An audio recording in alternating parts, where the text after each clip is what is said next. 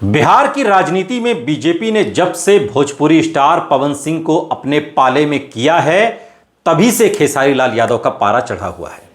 और आलम यह है कि अब वो पवन सिंह की टांग खींचकर उन्हें गिराने में कोई कोर कसर नहीं छोड़ना चाहते।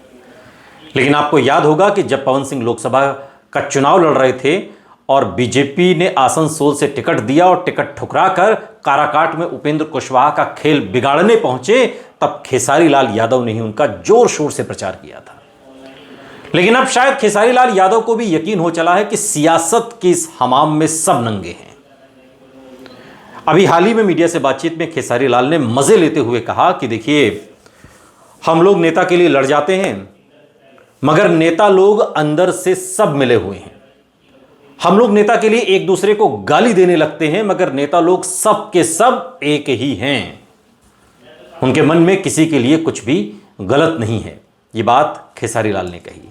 खेसारी लाल यादव मीडिया में जोर देकर कह रहे हैं कि वो देखिए, पहले तो पवन सिंह गायक थे, लेकिन अब वो राजनेता हो गए हैं, तो नेता तो सब के सब एक जैसे हैं। खेसारी लाल यादव के इस बयान के बाद से बिहार की राजनीति में अब चर्चा शुरू हो गई है कि क्या पवन सिंह की काट बिहार की राजनीति में आरजेडी के पास खेसारी लाल यादव हैं।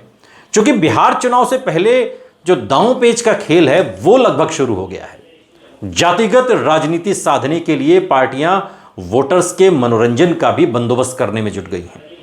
मनोरंजन यानी कि भोजपुरी सिनेमा। और इसी कड़ी में भोजपुरी स्टार पवन सिंह की बीजेपी में दोबारा से वापसी हुई। तो ऐसे में तेजस्वी यादव की तरफ से भी अब जवाबी कदम उठाया जा सकता है। लालू प्रसाद यादव के करीबी खेसारी लाल यादव आरजेडी में आ सकते हैं। खेसारी ने आरजेडी के कैंपेन के लिए कई गाने पहले भी गाए हैं। खासकर आपको याद होगा 2020 के चुनाव में उनका एक गाना बड़ा मशहूर हुआ था, जिसमें उसके बोल थे, तेजस्वी सरकार चाहिए। यह गाना किसी और ने नहीं बल्कि खेसारी लाल यादव ने गाया था। तो सवाल उठ रहा है कि क्या तेजस्वी यादव भी खेसारी लाल यादव को पार्टी में शामिल करेंगे? क्या पवन सिंह के बीजेपी में आने के बाद बिहार के चुनाव में खेसारी लाल वर्सेस पवन सिंह आपको दिखाई देगा? बिहार की राजनीति में अब सिर्फ जातिगत समीकरणों और दांवपेच की राजनीति नहीं रह गई है, बल्कि इसमें एंटरटेनमेंट और सेलिब्रिटी फैक्टर का भी तड़का लग चुका है। बीजेपी ने भोजपुरी फिल्म इंडस्ट्री के सबसे बड़े नामों में से एक, इससे पहले के तो सारे नाम बीजेपी में हैं ही, रवि किशन और निरहुआ, अब पवन सिंह को भी एनडीए में दोबारा शामिल कर एक बड़ा मास्टर स्ट्रोक खेला है। पवन सिंह के आने से न केवल राजपूत वोटर्स बल्कि सभी वर्ग के युवाओं का रुझान बीजेपी की तरफ जा सकता है, ऐसा बीजेपी मान रही है। और ऐसे में अब यह चर्चा गर्म होगी कि क्या बीजेपी के इस कदम का जवाब आरजेडी भी उसी भाषा में देगी। हालांकि यह लगभग तय माना जा रहा है कि तेजस्वी यादव जैसे को तैसा वाला दांव खेलते हुए भोजपुरी के दूसरे बड़े स्टार वर्तमान में खेसारी लाल यादव को अपने पाले में ला सकते हैं।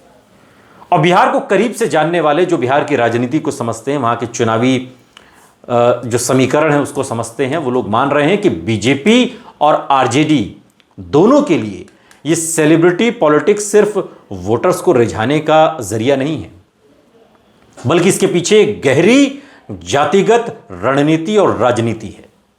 पवन सिंह का आना बीजेपी को राजपूत वोट बैंक को एकजुट करने में मदद करेगा, जो आरके सिंह की नाराजगी जैसे मुद्दों के कारण छिटक सकता है। आरके सिंह नाराज हैं। इसके अलावा उनकी लोकप्रियता अगड़ी जाति के वोटर्स में जोश भरने का काम करेगी। खेसारी लाल यादव का ताल्लुक चूंकि यादव जाति से है, तो उनका आरजेडी में आना सीधे तौर पर तेजस्वी यादव के एमवाई समीकरण को विस्तार देने का काम करेगा। इसके साथ ही अन्य पिछड़ी जातियों और युवाओं में भी खेसारी लाल यादव के गाने खूब मशहूर हैं। आरजेडी का प्लान हो सकता है कि खेसारी लाल यादव अन्य पिछड़ी और अति पिछड़ी जातियों में एक व्यापक पकड़ रखते हैं, तो उन्हें लाकर आरजेडी न सिर्फ यादव वोट बैंक को साध सकती है, बल्कि ईबीसी जो अति पिछड़ी जाति के वोटर्स हैं उन्हें भी तेजस्वी यादव आरजेडी आकर्षित कर सकती है, जो नीतीश कुमार का पारंपरिक वोट बैंक माना जा रहा है। खेसारी लाल यादव का आरजेडी में आना सिर्फ अटकलें नहीं है, इसके पीछे एक मजबूत आधार है। खेसारी अतीत में भी, अगर आप पास्ट में जाएंगे, तो लालू प्रसाद यादव के प्रति अपनी करीबी दिखा चुके हैं और आरजेडी के चुनाव प्रचार में खुलकर हिस्सा ले चुके हैं। उनका गाना तेजस्वी सरकार चाहिए पिछले चुनाव में बहुत हिट हुआ था। हालांकि यह और बात है कि सरकार नहीं बनी आरजेडी की, लेकिन यह भी एक तरीके से आरजेडी के लिए अनौपचारिक प्रचार था। चुनाव प्रचार किसकी तरफ से? खेसारी लाल यादव की तरफ से। अब आरजेडी की सूत्र बता रहे हैं, उनका मानना है कि खेसारी लाल यादव की जमीन से जुड़ी छवि, उनके गानों की सामाजिक प्रासंगिकता उन्हें लालू प्रसाद यादव के करीब लाती है। और ऐसे में पवन सिंह के बीजेपी में आने के बाद अब आरजेडी पर भी एक नैतिक दबाव बन गया है कि वो भी किसी दमदार सेलिब्रिटी चेहरा लाएं जो पवन सिंह के प्रभाव को काट सके। खेसारी लाल यादव ही इस लड़ाई में तेजस्वी यादव के लिए सबसे मजबूत विकल्प है, और उन्हें टिकट देना या उन्हें स्टार प्रचारक बनाना आरजेडी के युवा आकर्षण को दोगुना कर देगा, और बीजेपी के राजपूत फैक्टर को भी, जो ओबीसी ईबीसी फैक्टर से सीधे चुनौती यहां पर देगा। जब खेसारी लाल यादव से अभी हाल ही में उनसे पूछा गया कि क्या आप आरजेडी में आ सकते हैं, तो खेसारी लाल यादव ने सीधे तौर पर मना नहीं किया।